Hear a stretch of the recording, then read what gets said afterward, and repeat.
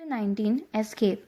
करीम के पास सुल्ताना और उसके बच्चों के सारे पासपोर्ट और पेपर्स रहते थे, लेकिन सुल्ताना को भी उन सब का एक्सेस था।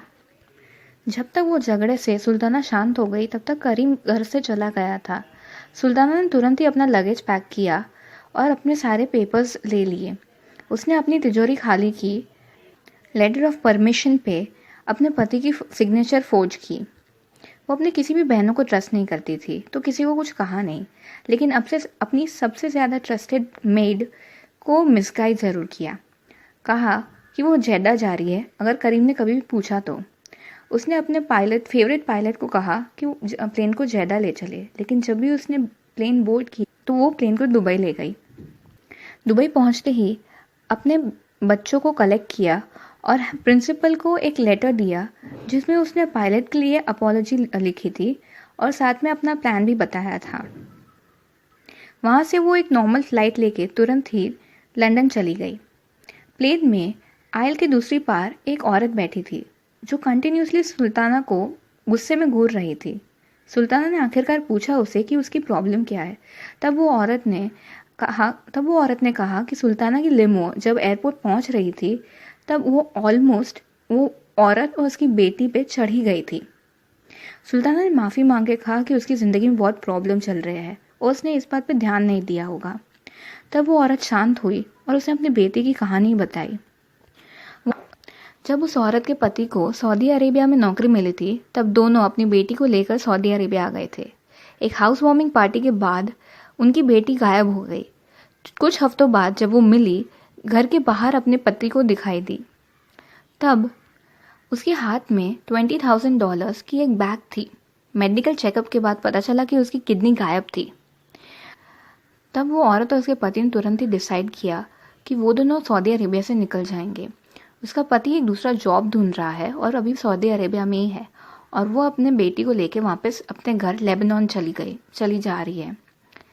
उसकी बेटी को उसको गायब किया और इन सब के बारे में कुछ पता ही नहीं था। ज़्यादा चीज़ें याद नहीं थी। वो सिर्फ 4 साल की है, इसलिए पुलिस भी कुछ नहीं कर पाई। ये सब सुन के सुल्ताना को वो औरत के लिए बहुत ही सिंपैथी आई। वो अपने लोगों को डिफेंड भी नहीं कर पा रही थी। तब वो औरत ने कहा कि उसको अपने इस छोटे टाइम पीरियड में सऊदी अरेबिया की ज़िंदगी पता चल गई है। उसने कहा कि सऊदी अरेबिया में लोग डेस्परेशन की वजह से आते ज़रूर है, लेकिन उनको तो भी सऊदी अरेबिया और सऊदी अरेबियन से नफरत ही होती है। इसके बाद सुल्ताना लंदन से फ्रांस गई और वहाँ से एक ट्रेन पकड़ के ज्यूरिच गई। उसने स्विस बैंक अकाउंट से अपने बेटे के स्विस बैंक अकाउंट को खाली कराया और रोम चली गई। फिर वहाँ से पेरिस गई बाय रोड। पेरिस में एक विला रेंट किया और हाउसमेड और बॉडीगार्ड को भी हायर किया। उसने करीम के लिए एक बहुत ही कंफ्यूजिंग ट्रेल छोड़ दी थी। 1 महीने बाद सुल्ताना ने सारा को कॉल किया। तब सारा ने कहा कि उसने एक बेटे को जन्म दिया है। सारा ने यह भी कहा कि करीम उसके लिए बहुत ही चिंतित है और वो चाहता है कि सुल्ताना वापस लौट जाए। अली और सुल्ताना के पापा बहुत ही गुस्से में हैं। तब सुल्ताना ने सारा को करीम को एक मैसेज देने के लिए कहा कि सुल्ताना करीम की दूसरी बीवियों को कभी भी स्वीकार नहीं करेगी और अब्दुल्ला को करीम से कभी भी बात नहीं करनी है। सुल्ताना ने अपने बच्चों को मनगढ़ंत कहानियाँ सुना के उनको शांत करा दिया था इतने टाइम तक। हर महीने सुल्ताना सारा के साथ बात करती थी। 5 महीने बाद सुल्ताना मान गई कि वो करीम को मिलेगी। वेनिस में एक मीटिंग तय की गई, जहाँ पर सुल्ताना अपने बॉडीगार्ड को लेकर आई।